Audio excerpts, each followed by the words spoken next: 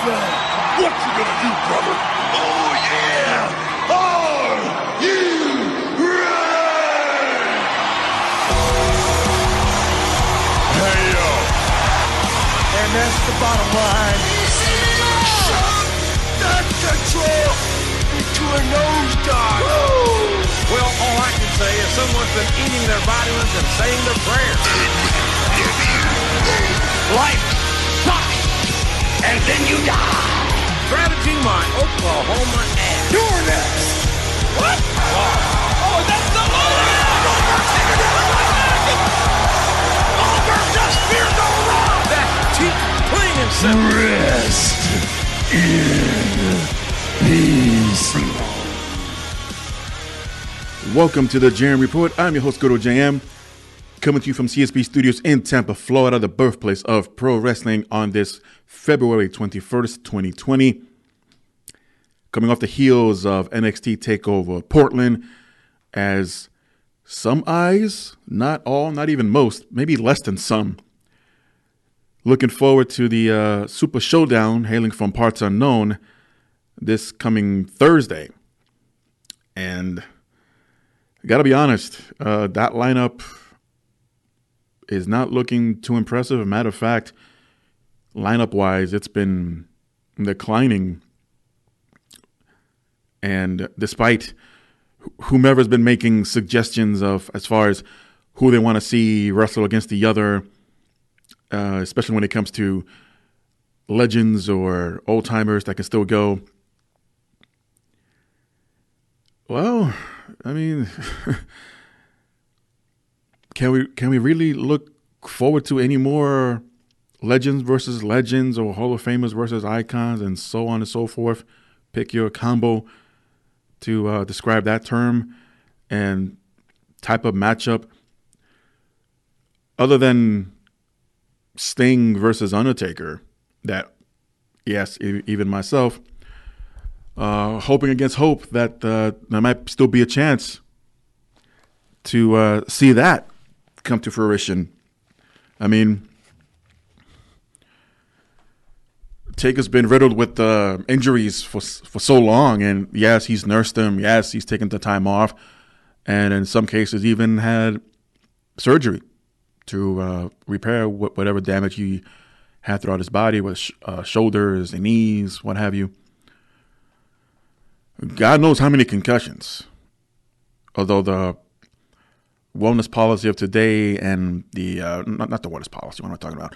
The concussions. What the hell is basically whatever they have in place to examine everyone if they think or there are signs of concussions on said wrestler. They'll pull them aside, do their quote concussion test, and see how they're feeling. He's admitted plenty of times, Undertaker has, to having several throughout his career. And then you look at Sting having the spinal injury, neck injury. And, he won't be cleared as far as WWE doctors are concerned. So at this point, if you think that we're beating down a dead horse, then honestly, with everything just said and more, I think so. And, Vince ain't budging, which I have a story about him in a little while. Triple H barely touched that subject numerous times, and is always basically saying it's up to Vince. To me, that says he doesn't want to see it happen. I think for the sake of argument, I think the longer time that passes, and all of a sudden, one day out of the blue, you know what? Let's have that Taker Sting match after all. Will the interest still be there? I mean, for nostalgia purposes, more than likely. Me, if it's not asking for too much, just the visual. Think about it. A couple of years ago, Royal Rumble in Houston, it was the face-off between The Undertaker and Goldberg. The visual alone and how the crowd reacted wasn't crying out, oh, let this be a WrestleMania match. None. I mean, at least I wasn't yelling that. But the visual of these two titans especially if you're still looking at it from a WWE versus a WCW standpoint. Even nowadays, it's ridiculous. I mean, can we please get past that? Even though the first episode of the Ruthless Aggression, the majority of it talks about the Monday Night Raw wars, and I'll try to have my thoughts on that later on as well. But again, back to Goldberg and Taker, no one cried for it, and about a year and a half later, they're out there performing in parts unknown, all because rich little boy wanted to see that, because I don't know, they obviously do get WWE, and I'm not sure exactly how old this guy is, but if they're just now ending the Monday Night War era and not following what's recent or current on the network, then, dude, I mean, it was bad enough when they were like, oh yeah, bring me Yokozuna, bring me the Ultimate Warrior. Like, years, Warrior was more recent, but still years after they've passed away. Don't see how that could have worked out. Not even in the most futuristic sci-fi era that we can have with the current technology. No, I doubt it. Regardless, with that said, Sting versus Undertaker, it's still being debated amongst the fans. Divided, though, unfortunately, whether or not it should happen. But I think you can take it for what it's worth. If we just have a stare down between the two, yes, Taker has a height advantage. I think he's always had. But even if you're going to tease it, at least acknowledge that, okay, you've been asking for this. Well, here's a tease. And they got to be careful where they do this, because most cities are more vocal than others, especially the major ones, New York, Los Angeles, Miami, Chicago, just to name a few. That could be the most vocal audience, especially mixed in with old-fashioned fans like myself and the younger generation that might know something about both characters, Taker and Sting.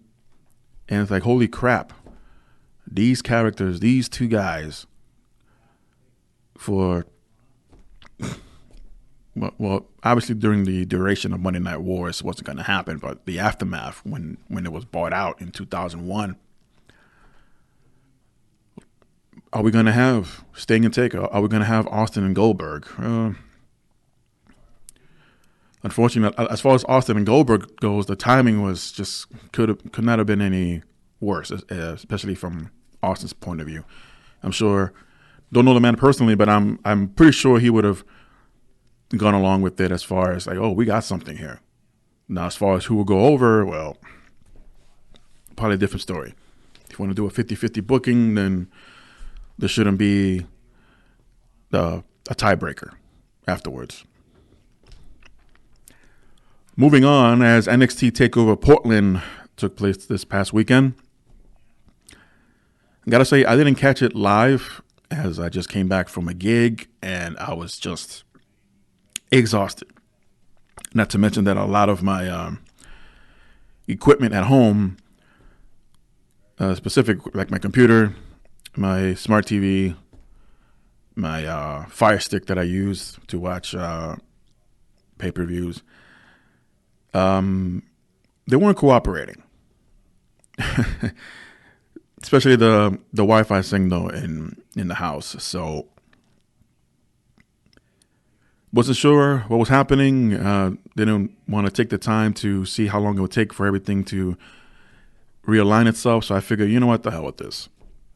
That's what that's what on demand is about, and I'll catch it the next day. I tried my. Actually, I did avoid spoilers most of the weekend until finally late Sunday. Early Monday. I actually caught the episode, and then later on watched Raw. Unfortunately, but the results are as follows: as North American champion Keith Lee retained against Dominic Kodovic. Oh my God, I can't get that name right. In a hard-fought battle, two big men. We've seen their recent bouts on NXT Live. I think they both stepped up their game this time around as they both hit to the air, top turnbuckles, and a few high spots.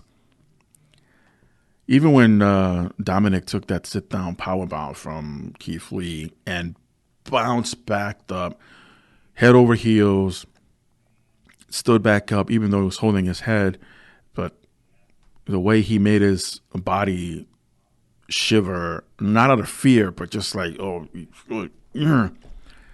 I felt that, big man, but you know what? I'm about to bring it back to you twice as hard. Shut up. So at the end, Keith Lee was a dominant male that night and retains and move on to seek other challengers for his North American title. In a street fight, Dakota Kai defeats Tegan Nox with some help from Raquel Gonzalez. Haven't seen her in a while. Real scary spot. Nox was on a top rope, having Dakota Kai laid across a table with a chair wrapped around her neck.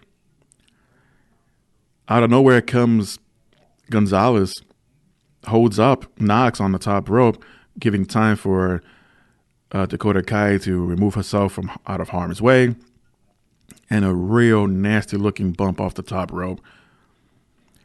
It was more of a shove than a chokeslam from Gonzalez to Nox, as she was meant to go through the table, but instead the back of her head hits the tip of the side of the table, and yeah, it didn't look comfortable. I'm surprised she wasn't split open from it. It was hard to watch. Kai takes advantage, covers Nox, gets the win. But coming up this week on NXT, general manager William Regal came out this week on NXT saying that these two will have a rematch. Instead, it will be a steel cage match, to keep out Raquel Gonzalez from interfering again. That should be a good one. It's not often that NXT, well, then again, in general, excuse me, in WWE does a steel cage match occur, but it's even more rare to see it on NXT. Yes, I'm popping one. Yes. Sugar-free. And it's rare to see a steel cage match on NXT, even more rare that we have the women involved with it. And so far, my favorite women's steel cage match has to be Lita and Trish.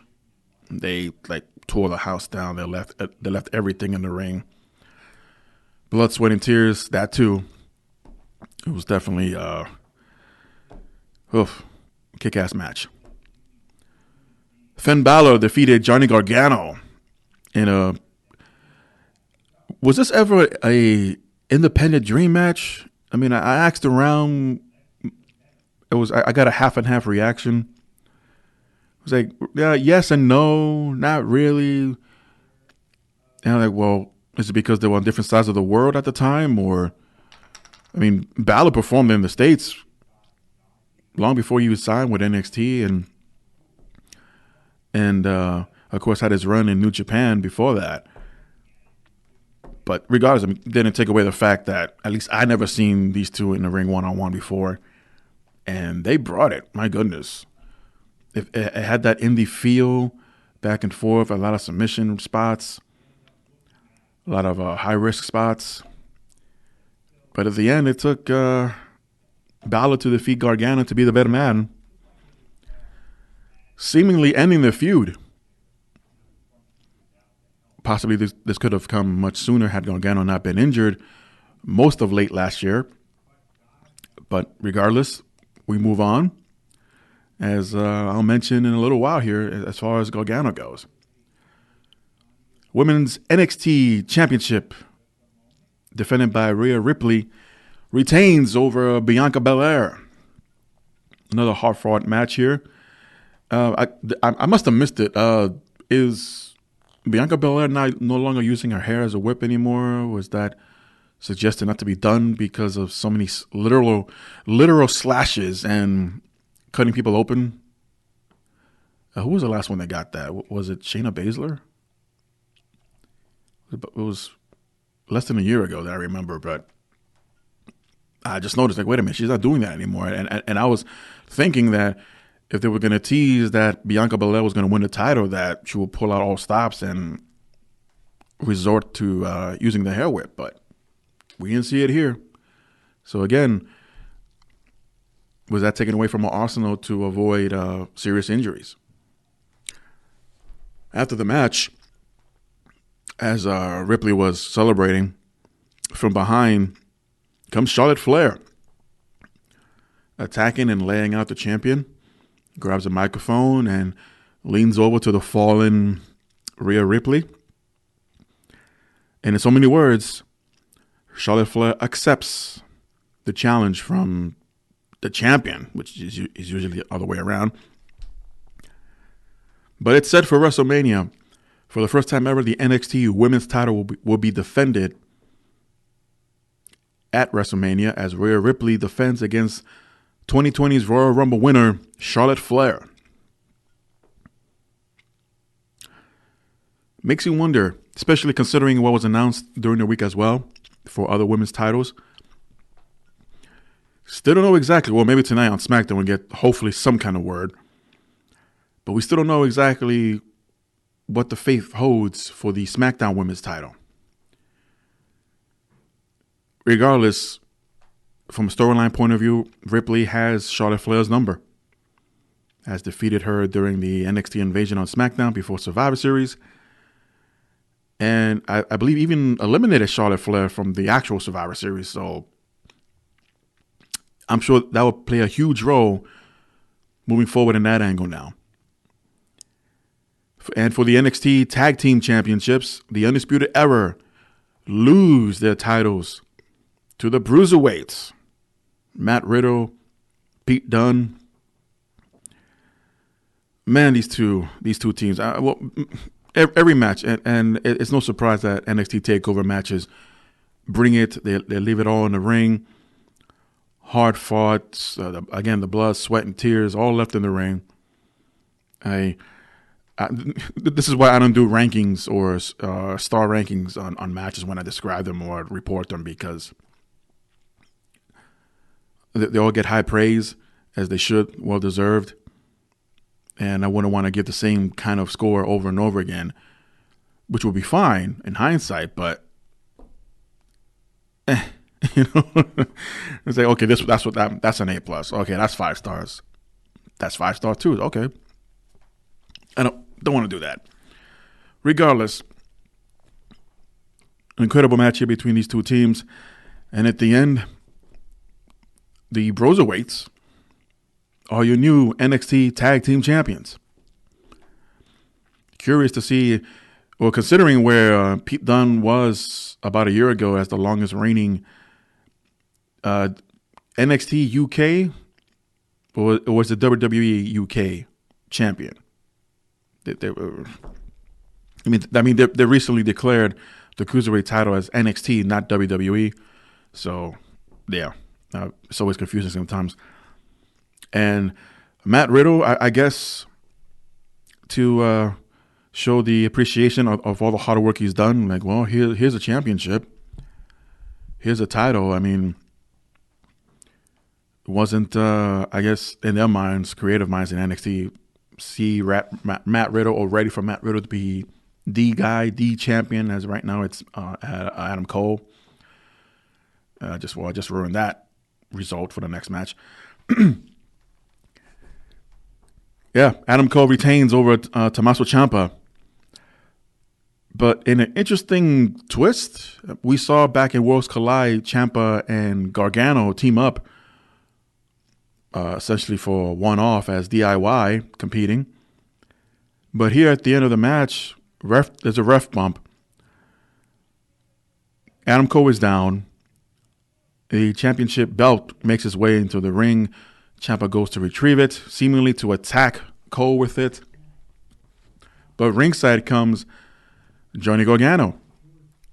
And there's a bit of a tug of war with the title.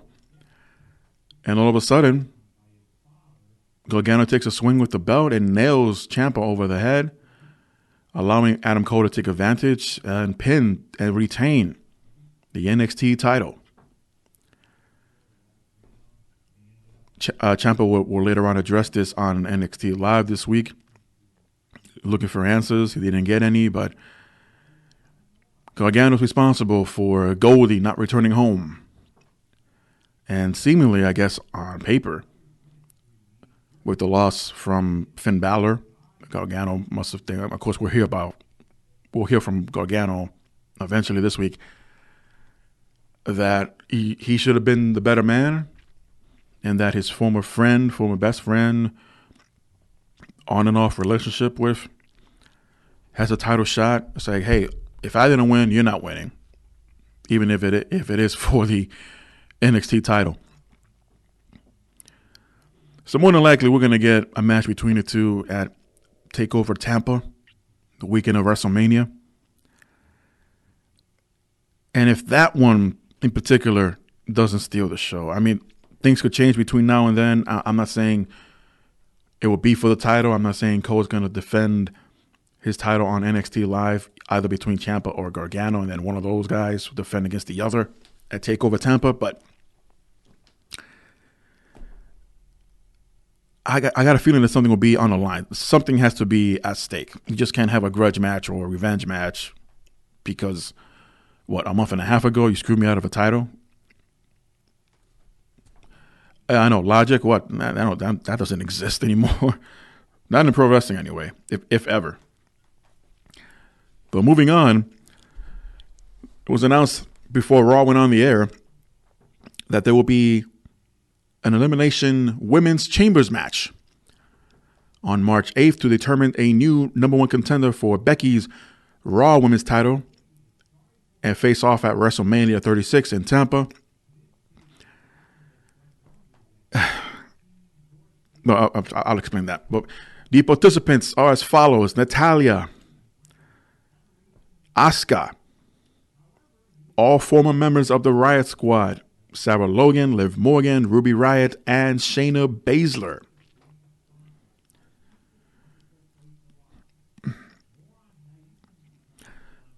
Why couldn't they switch this around?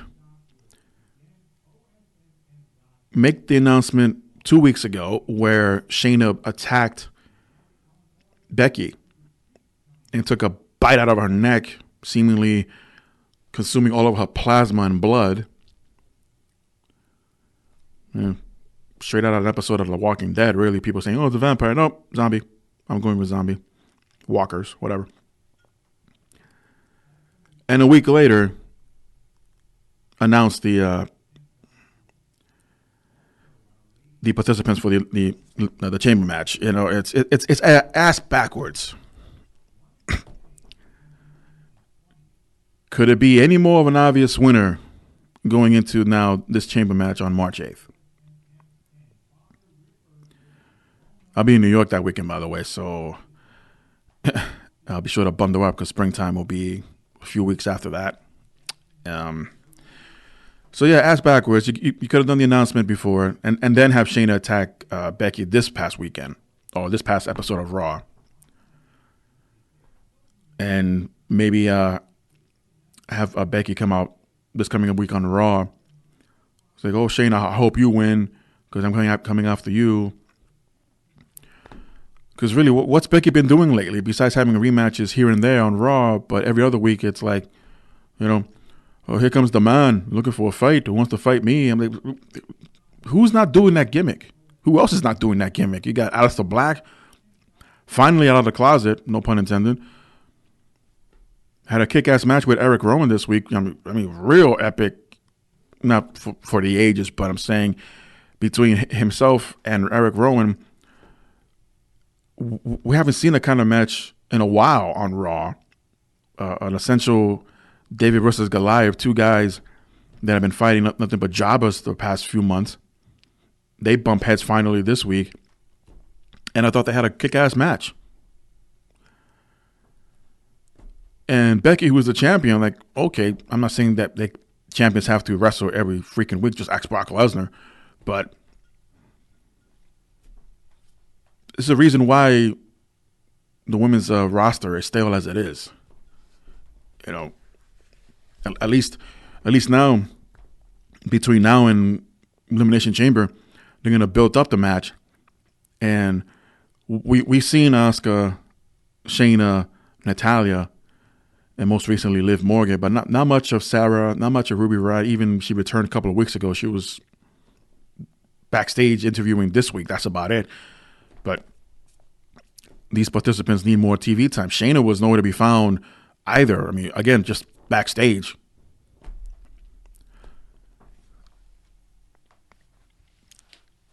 Yes, I realize it's the way things are booked, but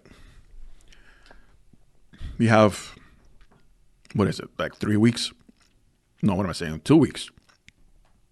As of this weekend, 2 weeks to build this up. But honestly, is anyone else really surprised? How many times have we seen literally the weekend of, or maybe sometimes the SmackDown before a pay-per-view to get even a couple of matches announced? They're dropping the ball there, folks. It's barely bouncing back enough where, oh, okay, we got 2 weeks out. We need to announce something.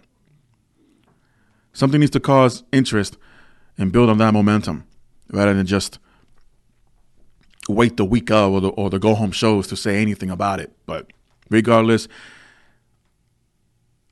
Shayna Baszler is the obvious winner. I mean, it's not really much of a spoiler. Otherwise, why have that attack angle on Becky if you weren't going to have Shayna win? Now, granted, card is subject to change. So unless they're going to have some kind of ridiculous, bucked up finish at the end of the chamber match, and it's happened before. Well, no, scratch that. I'm confusing it with Hell in a Cell matches, where they'll have either a no contest or the referee calls the match or throws it out because reasons participants can't continue or someone is severely injured, and there's no winner. More than likely, we're going to see a triple threat match at Mania between Charlotte Flair, Rhea Ripley, and Bianca Belair, because Belair has something to say about her attack from Charlotte Flair as well back at TakeOver. So don't be surprised. And again, it's another way of getting as many people on the show as possible. I mean, it's kind of pointless now. Okay, I'm going to win the Royal Rumble and challenge this champion, and it's a triple threat. So the third participant did absolutely nothing in comparison to me winning the Rumble to get a title shot. Maybe don't attack them. But here, it's going to be for the Raw title, the Raw Women's title. There's a few women here who can have, I guess, argumentative points of view and have a chance or a crack at the title. I mean, Liv Morgan, I guess we're never going to get that explanation between herself and Lana. Were they lovers? Was there ever anything there? You know, we saw it coming, but essentially the out of nowhere attack from Ruby Riott, not bothering to maybe reunite the Riott Squad. Okay, we're not going there. Sarah Logan for a while seemed to have an issue with Charlotte Flair, but again, moved on. No explanation in or out. Asuka's just Asuka. By the way, I've been following Asuka on her YouTube channel. So adorable. A complete 180 from the character she plays on TV. But again, just if you haven't already, check it out. And you got Shayna Baszler. Enough said. I mean, she just likes to fight. Sarah Logan would be the odd one out, but unless they incorporate something like trying to find a middle ground between Morgan and Ruby Riott, or just, screw that. It's every woman for themselves, like it's going to be in this match. But for now, the obvious winner is Shayna Baszler. Could they twist it around? I mean, who else do you see from this lineup that could essentially make it another triple threat or fatal four-way or whatever? Time will tell. So despite rumors, I don't think I mentioned this the past couple of episodes, but there were rumors that Tanara had left NXT or at least parted ways with NXT. And that there were reports of her leaving under, basically disagreements. So there were different reports saying different things, but all had the same ending that these two parties had separated. But as of last weekend, she showed up at NXT house shows. And I think, and many agree with this, wearing a shirt that said released as a jab back at these rumors, or the ones that created the rumors that ended up being false. Putting to rest all the rumors, and that she was about not being with the company anymore. So, no doubt, again, wearing a shirt that was a shot back at the rumors. It's unknown, however, exactly what happened between her and WWE or NXT, or how the rumors even began. But right now, it's evidently clear that she's still part of NXT and their roster. And we'll see where that goes as well. It's just, best way to describe it, it's frustrating.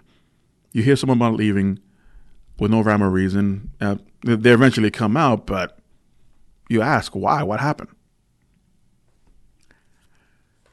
If it's understandable and reasonable enough of a reason, personally, I'll be like, well, okay, that's their prerogative. I mean, maybe they have a better offer, or maybe you just want to take a break, or maybe they want to start a family. Who knows? You know what? That's probably why they didn't report it, because it seemed out of left field, and the way it was being reported, it was like, this is not holding any kind of weight.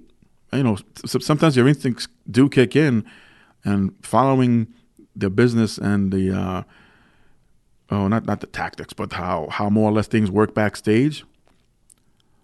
You know, and I don't brag, but I'm just saying, you build up enough knowledge after following for so long, even yourself, and you don't always have to be a part of that world or work backstage or be a part of the business, no matter how big or small.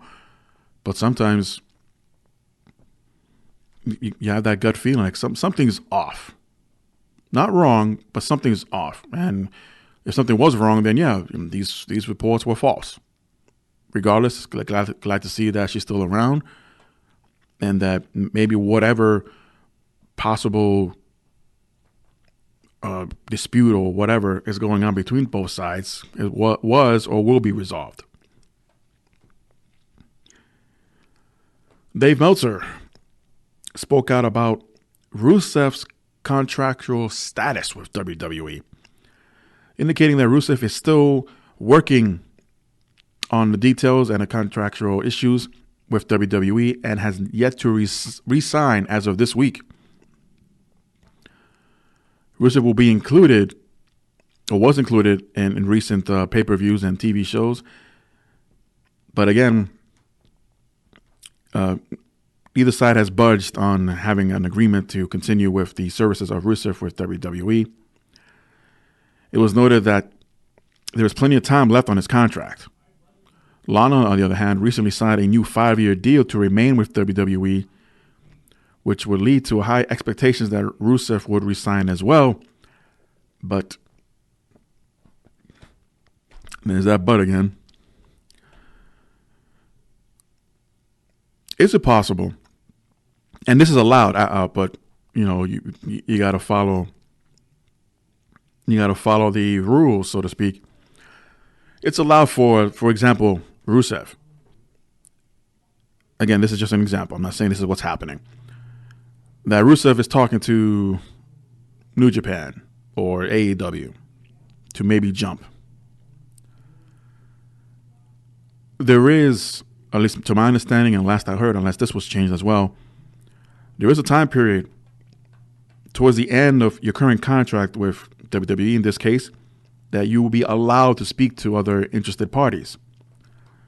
Of course, with both sides being aware that you're talking. While still working a deal out with your current contract, see what the other side has to offer. Maybe it's better, maybe a better schedule, maybe better money, or both. Is that what's happening? Is that what is holding back Rusev from resigning? I mean, it's possible. It's happened before.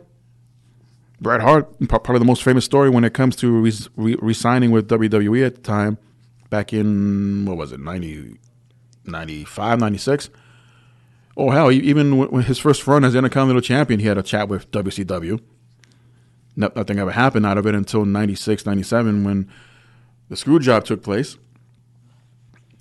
But years after the fact, both sides came out like, yeah, we spoke back then, but WWE Vince made a better deal, and Bret took it. I mean, it looks like the storyline between Rusev, Lashley, and Lana cooled off. Thank God. Although they were involved with a tag team match this past week. But it didn't touch base on divorce or the marriages or renewing that, at least that feud between the two. But I guess we'll be on the table. You know? Hey, Rusev, if you resign, you'll continue this feud. I hope not. You guys got to move on.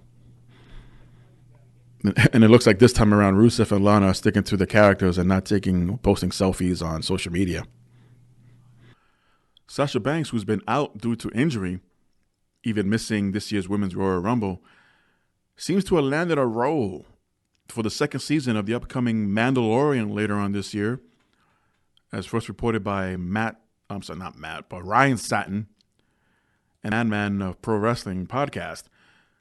Sasha Banks has filmed a few scenes already during the pre-production stage of the series for season 2. What's unclear is the character that Sasha would be playing, what her role would be long-term for the show. Regardless, I say, good for her. It goes to show that sometimes when wrestlers are injured, that they're not just sitting at home and going to and from therapy or physical rehab and not still be active. So, unaware of the timeline, whether this is post recovery for Sasha Banks, and reached out to WWE. Hey, I have an opportunity to do this. It's a big deal. It's Disney. No one says no to Disney, and it'll probably be beneficial for WWE. I mean, we'll see how that goes. We've had, for example, Chris Jericho on Dancing with the Stars a few years ago when he was still in WWE. Even Stacy Keibler, they barely, if ever, got any kind of plug or promotion from WWE, maybe because it was from a rival company. ABC is owned by Disney. Even CM Punk would have a few guest appearances on different shows. I know they were not plugged at all on Raw and or SmackDown, depending where he was at the time. But times are different now, hopefully, enough to acknowledge that one of their own, Sasha Banks, former women's champion, is going to be whichever character on one of the most popular streaming TV shows of all time in recent time, The Mandalorian on Disney+. Now, I can understand WWE not plugging Disney Plus because, again, a rival company, especially a rival streaming service, and assist them in getting some numbers, especially where WWE Network is struggling right now. Who knows will be still in existence in the next couple of years or so. So I get that point. Don't get me wrong. I am part of the media world now, so it will make no sense to acknowledge the other competition and mention their success or what they're doing or what they're going. No, that's what Wall Street is for. So despite not having any details as to what Sasha Banks' involvement is, I'm still curious. I've recently seen old episodes of Lonesome Dove where Bret Hart had a huge part. I can't recall which season it was. But point being that Bret Hart was a great actor. Surprised me. I didn't know he had it in him to act out certain scenes that were either a bit dramatic or, of course, being Bret Hart, being a pro wrestler, had to be the big tough guy and come to the defense of some of his friends in the show. But I'm more curious to see what kind of acting chops Sasha Banks has in her. And maybe, and this is just assumption on my part, that it was towards Sasha's recovery. And the Royal Rumble wasn't that long ago, so she missed out on that. It was also the weekend of her birthday.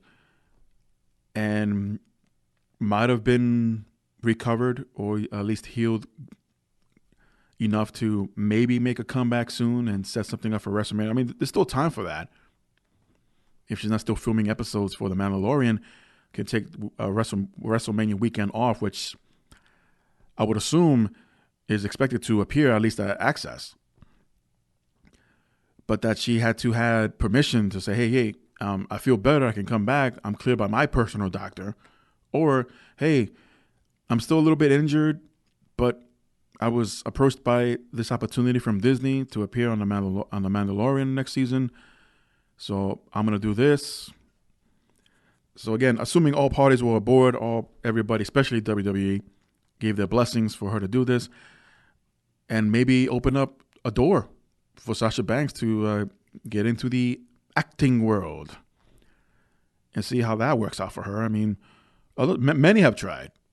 Of course, the most successful ones have been, Dwayne Johnson, Batista, Cena, to an extent Stone Cold, but I don't believe that was ever his, his world to want to step into long term.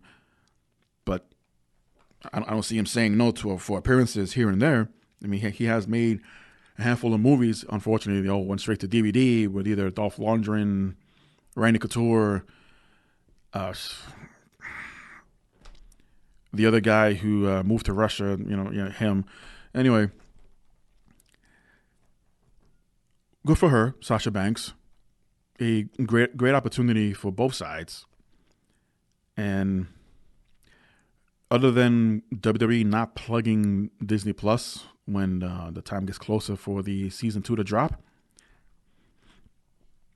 at least make some kind of acknowledgement. Have some production stills of Sasha Banks in character or in costume. And hey, show support for Sasha. And if that doesn't work out and if that doesn't go well to benefit Sasha, well, there's always social media. And that'll be more than enough. And it would be sad if WWE does not acknowledge us at all. And we've had recent examples of that. But good luck, Sasha Banks. Hopefully it works out. And if I wasn't anxious or curious enough to see what season 2 would bring of The Mandalorian, I'm even more so now. Shelton Benjamin shared on the latest episode of Lillian Garcia's Chasing Glory podcast that he has re-signed a new deal with WWE. While the specifics weren't given as far as how long of a deal it is, usually renewing, at least lately, have all been 5-year extensions. But it's known to be a multi-year deal. And considering, Shelton, he could still go as long as he can avoid injuries. And he's in his mid-40s, if you can believe that. And many are speculating that, because of this move, more than likely Shelton Benjamin will retire as a WWE superstar. Nothing wrong with that. We've seen recently MVP who was retired was offered a backstage position as an agent. Had a, quote, match this past week on Raw with Drew McIntyre. So I guess he's not completely done yet, despite sharing on social media that he had his last match with one of his best friends in the business, Rey Mysterio, a few weeks ago. Matter of fact, the night after the Royal Rumble. But yeah, he put the boots back on. So liar, liar, pants on fire. I mean, yes and no. But I mean, don't want to say it's a dick move, but you essentially announced your retirement about 2 weeks ago at that point in time, and then here you are this past week back in the ring with the boots on. Kind of sending mixed signals there. But then again, yeah, it is pro wrestling. You never really retire. That's fine. Me, if it was up to me, I would not have said anything at all as far as retirement goes. Just let things play out and see what happens. And hell, if freaking John Laurinaitis, long retired before he started coining the phrase "people power," would get back in the ring. Not long term, but regardless, got back into the ring with Cena. More of a reason to say, never say never. You could not be active in the ring for years. For example, and many may not like this, but Hulk Hogan's been out of the ring for how long? And for good reason, because he's had back surgery not that long ago, probably still recovering, and he's been teasing a return match for Mania versus who knows? And I seriously thought it's going to be The Fiend, regardless of that interaction they had last week on SmackDown. If anything, that'll just follow up when they head over to Parts Unknown and Fiend attacks Hogan backstage somewhere or something like that. At least that's what I'm expecting. Hogan is expected to show up in Parts Unknown. But if you're going to retire. Hell, Shawn Michaels said, I want to be that guy to say I'm retired and stay retired. Here came a little show called Super Showdown in a tag team match. There's a guy who runs the place, really wanted to see you there because he's a fan of the old. Can you imagine what the check was for that one-off? But unfortunately, Shawn Michaels had to break his own promise. So far, even though he's been active after the fact, Stone Cold Steve Austin is the only one to have stayed retired. And yes, he's been physical after that when he was the sheriff or co-manager of Raw or whatever. And whenever he'll make a few appearances here and there, making stunners, passing out stunners like passing out six-packs. But that's not a match. You're just getting physical. There's nothing wrong with that. Hogan got physical the last couple of times before the Mean Gene tribute. When Hogan made appearances, he got physical, throw a few punches here and there. But it's not a match. And yes, there is a huge difference between the two. But still, good for Shelton Benjamin, good for MVP. Hopefully there'll be long-term influences for the next generation of wrestlers to come.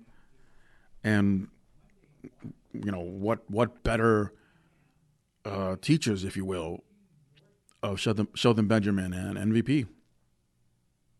Tons of knowledge you can learn from them. This past week on Raw also saw the return of AJ Styles after his shoulder injury from the Royal Rumble match that had to see him premature elimination, unfortunately. And I said elimination. Alongside with the other members of the OC, Luke Gallows and Carl Anderson, being called phenomenal. Of course he is. It's in his tagline. And that Anderson called him, the new Mr. WrestleMania. I mentioned last week of the rumors. I'm sure you heard it by now because I suggested others to fast forward last week, that part of the show. But it's out now. It's out and about. It's getting louder compared to last week of a rumored match for WrestleMania between AJ Styles and The Undertaker.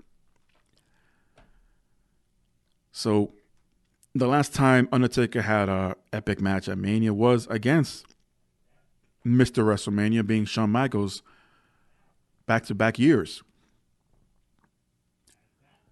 Though no names were mentioned or dropped in this segment, but is this the opening for that? AJ Styles being declared the new Mr. WrestleMania, even though he hasn't had too many of them, to open up the floodgates to bring back The Undertaker to appear on Raw and say, so, I hear you're the new Mr. WrestleMania. Honestly, I don't know why they would go this route. The new Mr. WrestleMania, I mean, it probably would have meant something if the streak was still alive.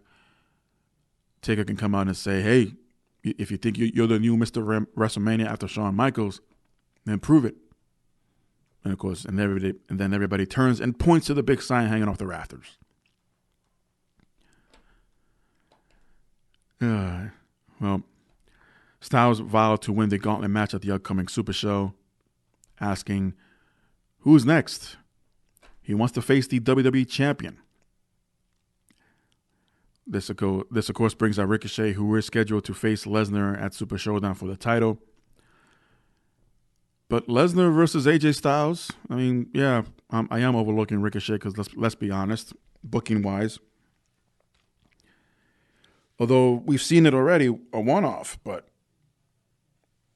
why not have another one? I thought their one-time match so far at Survivor Series was great. Was it Survivor Series? Or am I confusing it with Daniel Bryan? No, it had to be Survivor Series. So again, is the new Mr. WrestleMania line an opening or a hint leading towards a match against the Undertaker this year? Well, like I said, everything else, time will tell. So let me know what you think in the comments below. Some good news if you're a Alicia Fox fan. She recently opened up on social media, celebrating with a photograph of herself on Instagram to congratulate herself on 6 months sober. Not easy, folks. It is not easy. Most can't even go 6 days, 6 hours, without trying to better themselves if they are an alcoholic. Fox would congratulate herself on the post for the big moment and noted that she's still growing throughout her journey. She expanded on the statement by noting that the recovery and the addiction are often very challenging, and she's not wrong there, folks. But she seems up for the task. In 2019, she also talked about her battles with alcoholism and said that she was a few months sober as of November. It looks like she's doing really well, hence why she's been off WWE television. And for those who are wondering what the hell was that about her in character, her craziness and grabbing drinks from the fans and spilling it on them and throwing it at herself and whatnot, going the off the rail route, and it's been done before where you can't figure out what to do with a certain character on television. Like, well, what's going on in their real lives? Oh, you have a drinking problem? There's our storyline. Assholes. I was speaking of November. That was around the time that they had pre-sale tickets for WrestleMania at the Amalie Arena out in Tampa. And besides Alicia, they had a handful of other Hall of Famers and current roster members for a meet and greet, including Ricky Steamboat, Ruby Riott, Nia Jax, Jimmy Hart, Mark Henry, and Alicia Fox. She signed one of my action figures, still in the packaging. And what was funny about that, I was towards the front of the line, but there was still a handful of people in front of me. And what I took away from that is the fact knowing that if there were others, I wouldn't know, but I was the first one online to have a action figure for her to sign. And when I handed it to her, oh, how you doing, Mrs. Fox? Nice to meet you. Can I get your autograph? And can you make it out, to me? And she reaches back and speaks to this lady who was standing behind her. I don't know if she was a manager or a handler, either for the arena or for WWE. I wasn't sure. I didn't ask. But she said something to the effect, you see, here it is. First one. I told you. And I was like, oh, because what was happening was everybody else were signing basically a blank 8x10 sheet of paper with the WrestleMania logo in the corner somewhere. And that's what they were passing out. They'll sign, pass it out, sign, pass it out. And like always, like most of the time when it's a meet and greet like this set up by WWE, normally you're not allowed to take pictures with them, even though some people got away with it. And I saw this after the fact, and it really pissed me off because I like to take pictures with them. At least that day specifically with Nia Jax and Alicia Fox, because up to that point, I met everybody else. Point being, she looked to be in great spirits. She was either drinking coffee or soda at the time, and was very excited to meet the fans, especially the young little kids. There was a group of kids in front of me, and they were like, "Oh, Alicia," and too bad she didn't wear her top hat the last few times we saw her. If anything, I was really looking forward to seeing her in that. And then I think I would have tried to ask her at least, get a quick picture with that while you're wearing that top hat. I just thought it was a great part, a great look as part of her gimmick at the time. But also good to know that nowadays she's making herself better. Dave Meltzer reported what was started as a rumor was later confirmed by WWE personnel from the Performance Center. It was also mentioned on a recent report on ESPN that Tito Ortiz has been training at the Performance Center and is looking for a possible career with the WWE. So here's what happened. ESPN reached out to WWE for confirmation on the report, and WWE confirms. But it's unclear how serious Ortiz is about participating in pro wrestling in the future. According to Meltzer, Ortiz declined when reached out for the story, but sources for ESPN said that Ortiz did well in his pro wrestling training. Prior to this, he fought against Alberto Del Rio for Combate Americas, which he ended up being the winner in that match. So maybe he got the bug, the pro wrestling bug there during that experience. I mean, yeah, Ortiz appeared during Impact, but I think at that time the presentation was less than lackluster. And trying to bring pro wrestling promos to MMA at the time, I think it was at a Bellator event, trying to talk trash to his opponent at the time. Didn't come out as well. He was trying too hard. He wasn't being himself. I don't know what pointers he might have gotten from Impact point of views or Impact Wrestling personalities to say, hey, hit him with this or try that. In short, it didn't come out authentic or real enough. And it just looked like he was looking for his words to what to say as far as trying to insult his opponent. But maybe, I don't know, we saw Dean Velasquez. I'm sorry, Dean. Who the hell is Dean? Cain Velasquez made less than a handful of appearances so far, ironically, leading back to the last episode of Super Showdown. And his first and only match so far with WWE was a championship match versus Brock Lesnar. So I guess Lesnar got his win back unofficially. And Velasquez hasn't been seen since, at least not on WWE TV. Now we have a Tito Ortiz, former UFC champion, former Bellator competitor, MMA superstar, definitely a MMA legend and Hall of Famer. Maybe should have, would have, could have, get his feet wet in WWE. Who knows? Even so, if the questions were back then, well, obviously, Cain Velasquez's first opponent has to be Brock Lesnar. Personally, not so soon, but then again, we had Tyson Fury versus Braun Strowman on the same show. So what does that tell you? But it was interesting to see how nowadays to get what's it called? Crossovers, in a sense. You had a professional boxer in a wrestling match. The same night you had a professional MMA fighter in a pro wrestling match. So nowadays it's doable compared to, the 90s or the early 2000s. Maybe the money wasn't right, or maybe the arrangements weren't suitable for the said talent that they were interested in. But unless you're going to perform in that part of the world, and even, forget the what's being organized, what's going to benefit you. But the fact that there are that many zeros in the check, how many of you are going to say no?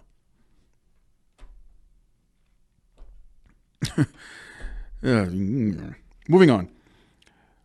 PW Insider is reporting that WWE has booked Brodus Clay, who was last seen in WWE in 2014, along with Cameron, to make appearances during WrestleMania weekend in Tampa. Now, it's unclear at this point of the appearances and its detail, but some are speculating that it could lead to a one-off Fuckadactyls reunion, considering that Naomi's still around. As far as Cameron goes, she is scheduled to appear on April 4th at Effie's Big Gay Brunch. That's on a Saturday for a wrestling event. We've been having a lot of reunions and one-offs lately in the past couple of years, and why not? Can't hurt anything. Looking forward to that if it ever happens. Say maybe on the go-home shows for SmackDown, if you're going to reunite with Naomi, I think that would be the time and place to do that. Ryan Satin, and this is the big story that broke this week. Man, can this guy get a break? And now fans are discussing that Samoa Joe is the new Ahmed Johnson of being injury prone. Personally, I would not go that far, but it sucks that there are circumstances that are beyond your control and accidents happen. So here's the story. Ryan Satin reported that this past week, Samoa Joe, filming a stunt for a commercial, apparently hit his head on a table that did not break properly. Now, he's going on, like many others who have been sharing the story, essentially on the same report. So it's unclear exactly the details of how did and where did Samoa Joe hit his head. Was he laying across? I mean, if it's a commercial and it's going to call for a wrestling spot, okay, maybe Joe was reenacting a table spot there. Was he the one head diving off the top rope, or was he the one receiving the bump through the table? It's unclear. But this comes after Joe just recently recovered from a concussion a few weeks ago during a tag team match with the AOP and landed headfirst onto the mat floor. He hit face first. Padded or not, and they always say those mats have little to no give. So, for this injury, no word on how long Joe will be out exactly, but according to Satin and his sources, he could be out for a considerable amount of time. Does that mean Joe will miss yet another WrestleMania after finally making his WrestleMania debut last year, defending the U.S. title against Rey Mysterio? How times have changed. But it sucks, man. I mean, should we look at it from a point of view that, Joe's tank's running empty, or he is maybe as he's getting older, becoming more fragile? I mean, who knows?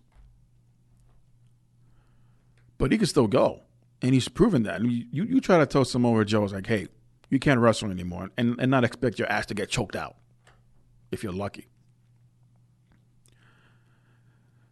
But hopefully Joe recovers from this. No details, at least as of last night. I looked around if there were any updates. Nothing as far as specifics and details of said injury.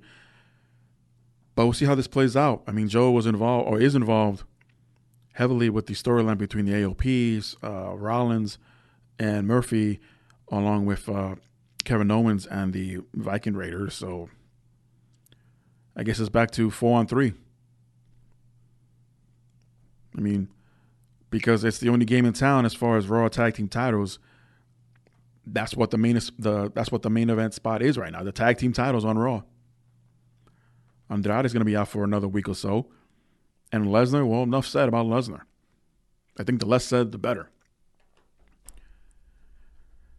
Well, get well soon, Joe.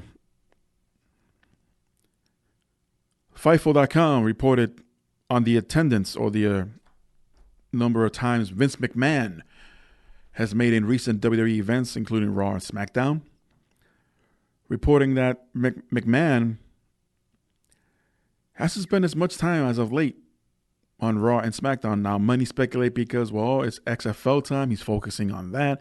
So he has to divide his attention and time. And no, not appearances, but to physically be there, to attend each event and focus on the days, the task of the day. So according to FIFO, when it comes to Monday Night Raw, Vince is reportedly appearing around halfway through the show and is acting more in a private life stature recently, which is much more different than the past in comparison. And it's true. I don't know this for a fact. This is what FIFO is reporting. McMahon acting more of keeping things private, or becoming a private person, I should say, but still interacting with his people to run Raw and the SmackDown. So McMahon made it a point to never miss Raw in the past, and this is certainly not the case today. Regarding SmackDown, McMahon has skipped nearly every single SmackDown since Thanksgiving. That's a big stretch. And again, possible focusing on the XFL, especially since SmackDown is now on Fridays. So Bruce Pritchard has assumed the lead position at the gorilla position at all of these shows, although it's currently unknown of how much say Pritchard has on the show itself, because again, everything still runs through Vince. Is it Father Time, as many are asking? Is he focusing for the time being, at least until mid to late April when the XFL season is over? Is Vince McMahon not going to devote that much of time and attention to his essentially his baby, the WWE? So let's segue away from WWE stories for a while. Talk about MLW. Major League Wrestling attorneys have recently engaged in WWE attorneys this past week, as the company alleged, the company being MLW, alleging that the WWE is attempting to tamper with contracted MLW talent. That is a big no-no. We talked about contracts earlier, and there are ways to do this, folks. There is, at least a legal way, not acting like a bunch of dicks and feel like, oh, well, MLW, it's a nothing company. Like, no, they've been very successful as of late. Only difference is they don't have a TV spot. So in the report, it doesn't know specifically what caused this, but simply states that, quote, multiple talents, end quote, have allegedly been tampered with by WWE.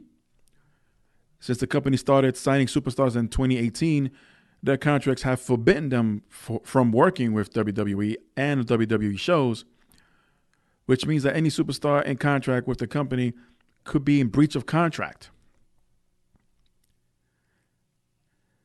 When I first heard that MLW placed that in their contracts and talent signed anyway, at first I thought like, is this a paranoid move?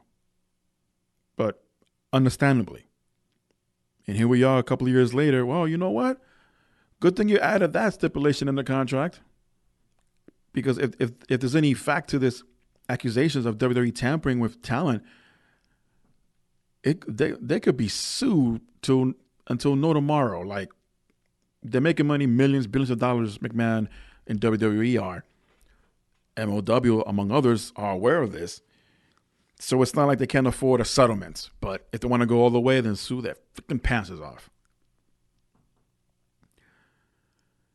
The report ends with saying, while that hasn't stopped people before, it seems that MLW is interested in pursuing the matter and doesn't want to see WWE interfere with any and more of their talent. And that's fair to say. I mean, come on.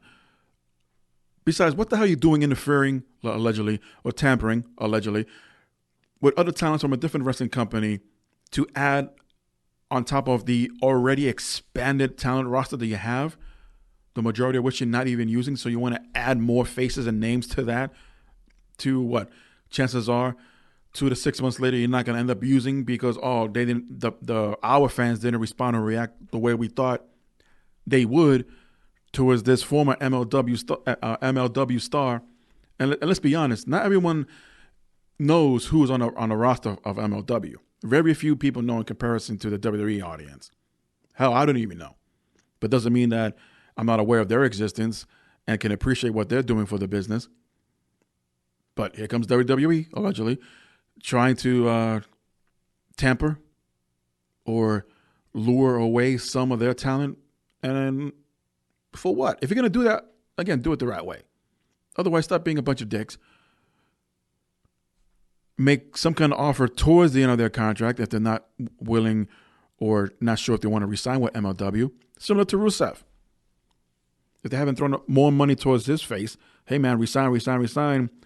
Translation, we don't want to see you perform anywhere else because we made you, even though you can't more than likely not take the Rusev name and character, even though that's his freaking name.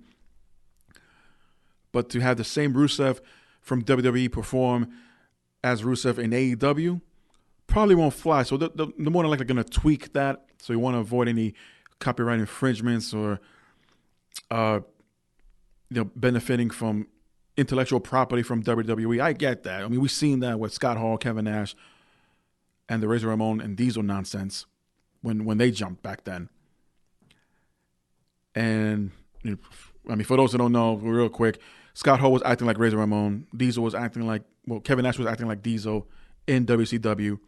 And when they kept saying, we know we want you to go to war with us, that's why we're here. We're going to take over, invasion, blah, blah, blah. Supposedly, from Vince McMahon's point of view at that time and WWF, they thought that they were dividing and confusing the audience, that Vince actually sent the outsiders to WCW to take over and blah, blah, blah. Hence the lawsuit, hence the settlement, and hence, hey, we own Razor and Diesel. Let's create the fake one, the fake Razor and the fake Diesel, and see how that worked out. Regardless, I think WCW ended up being the winners of that one, despite the settlement. So in so many ways, trying to avoid similar scenarios like that in today's world, it's easier said than done, but you never know. There might be that one ballsy, rogue, creative member. It's like, no, let's try. He's not from Bulgaria. He's not from Russia. He's from, I don't know, Germany, but still acts the way he does. Rusev, that is, like he used to in WWE, but now he's doing that in AEW. That's for example. Who knows? Rusev may end up resigning with a better deal and not go anywhere for another 5 to 10 years. But that's a possibility. And I'm pretty sure I made it sound more exaggerated than it really is. For those who haven't been following, this whole coronavirus, it's very serious. It's been deadly. Hundreds of people have already lost their lives, and there are thousands more infected. As of yesterday, there were hundreds of people who were quarantined to a cruise ship. And the Americans on the same cruise ship were recently brought back to the States to be quarantined again, but at least they're back home. And it's been reported that they might stay in said quarantine for the next 2 weeks, assuming by then they get over the symptoms and feel well enough to go home and not have the possibility of spreading that virus in this country, even though it's already here. With that said, Stardom in Japan has canceled numerous dates in the months of February and March, with the exception of March 8th. The show that's going to be held at the Korakuen Hall will now be an empty arena show, and that the event will be available on their YouTube channel for free the day of the event. This is a precaution action taken by Stardom in relation to the spread of the coronavirus. For the next week and a half, the remaining February shows are canceled from February 19th to the 29th, and the March 14th show are canceled. Stardom has been posting a series of news feeds on their Twitter account announcing all of these dates that are being canceled. For those who were planning to attend, refunds are being offered. And kudos for Stardom. Better safe than sorry. However, on the other side, New Japan Pro Wrestling announced they are all all the shows from New Japan that are currently scheduled will proceed as planned. But they have asked fans attending the show to take a series of precautions when arriving.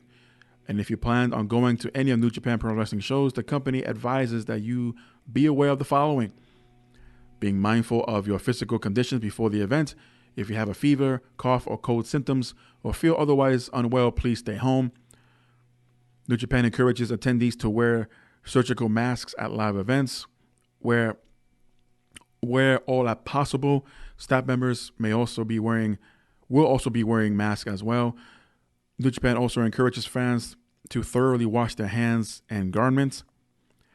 Please leave the venue if you become unwell during the event. Be aware of the staff may advise attendees to leave if they see you unwell. Meet and greets and signing autographs, picture takings at the events are all canceled until further notice. We appreciate you for understanding. And refunds as well will be available for ticket purchase to March events. While other scheduled events will receive as planned, we appreciate fans' concerns and would like to ask ticket holders not to attend if they feel at all unwell. So, in New Japan's side of things and their point of view, the show must go on, but in their own way and in their own precautions, and basically leaving it up to the fans. What it didn't say here, despite the meet and greets being canceled, what about the performance? At least with Stardom, they're going to have an empty arena. And this is assuming that neither of the talents from both sides, although it was, who was ill last week? Was it Ibushi? Not last week, the week before.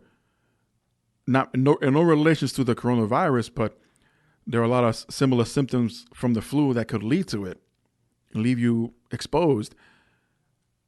But this is all under the impression that none of the talent from either Stardom or New Japan have fallen ill and are able to perform. And from New Japan's side of things, they're asking the fans who are attending to wear surgical masks to prevent spreading of the virus. Sure, that's one way. But hopefully there won't be that one rogue fan like, oh, I'm not sick, and I know I'm not gonna get sick because everybody else is wearing masks. So that means myself and all the wrestlers will get masks. We'll get sick from not wearing masks. Yeah, don't be an idiot. At least these companies are taking precautions, despite New Japan's a way of handling it. In comparison, a little bit more riskier, but at the same time, not wanting to disappoint their fans, and I appreciate that. Regardless, let's not have any idiots out there. And I don't want to hear a news report that while attending a New Japan Pro Wrestling event, the majority of the fans were infected. It won't be right away, but if you're showing signs of symptoms a day or so later, and they're going to ask you, well, where were you the past couple of days? And one of those answers being, oh, well, I attended a New Japan show. Like, dun, dun, dun. They're going to seek out those fans who attended and probably test them out and see who else could have been affected. Or infected, I should say. Everyone, let's be careful out there. Even though there haven't been any reports of anyone from the state of Florida being sick of the coronavirus. But you never know. You never know. And they're trying to contain it wherever it has been so far and not have a worldwide spread of this thing. So, I got shit to do, and the last thing I need is to get sick. The NWA Crockett Cup is coming back. It was revealed during the inaugural episode of the Circle Squared, see what they did there, that the historic tag team tournament will be returning once again this year. This will be the 5th rendition of the tournament, and it will take place in a new locale, which is the Gateway Center Arena in College Park, Georgia. Tickets are available next Friday, February 28th, with a pre-sale event going down for NWA newsletter signees. More information is available at the NWA website. I say about time. I didn't see too many of these Crockett promotions or Crockett Cup events earlier in the 80s before it became WCW. But from what I read and seen, the bits here and there, especially on YouTube, they were a big deal. And it was a who's who of participants of these tournaments. And with today's talents, with today's superstars, maybe they can meet expectations and beyond, because, yeah, it's an exciting time for them to be part of history in a sense, where the Crockett Cup seems to have been in hibernation, but now it's coming back this year. So good for them. Before I leave, apparently there's been an update on Sasha Banks that she is reportedly scheduled to appear on tonight's SmackDown tapings, maybe to give us an update of whether she's returning to the ring. I thought she's going to drop the Mandalorian deal, but at least give us an indication of where she's going and what's next for Sasha Banks moving forward. Also expected to name drop other participants for the upcoming Hall of Fame inductions. All week, there have been rumors of the British Bulldog, Davey Boy Smith, receiving an induction. And personally, I'll be very excited to finally hear that news. And for those who are unaware, I was able to conduct an interview with his daughter, Georgia Smith, not that long ago. Matter of fact, it was the first ever episode of Talking with JM, and we talk, among other things, about her father being inducted into the WWE Hall of Fame and who she would like to see induct her father into the Hall of Fame. More than likely, her and her brother, Davey Boy Smith Jr. or Harry Smith, would accept on his behalf. But it's a very interesting conversation we had in that portion, and also the treatment from WCW to the British Bulldog at that time after receiving his back injury from the locked door, trap door on the ring that was going to be used for the Ultimate Warrior later on that night. So, yeah, I encourage anyone or everyone to listen into the first ever episode of Talking with JM with special guest Georgia Smith. And it's nearly a 2-hour conversation, so she was very open to discuss anything and everything about her father, but we also get to know who Georgia Smith is and what she's up to nowadays. So with that said, besides looking forward to other names being mentioned to be inducted to the Hall of Fame 2020, Sasha Banks returning, hopefully Samoa Joe gets or recovers from his now more recent injuries and not be written out of WrestleMania, because that will suck. Thank you for listening. Leave any comments below or have any suggestions. Leave them down also in the comment section. You can follow me throughout social media as placed in the description. Subscribe to the Good Old JM channel. And many more gigs for myself are to come. Expect another episode of Talking with JM dropping real soon. Looking forward to WrestleMania weekend. But before then, I have an event to attend involving WXW this coming weekend. So I'll give you some details about that next time on the JM Report. So, everyone, behave, be good, and be healthy. Until next time. I found the strength to open my eyes, leave it all behind. So open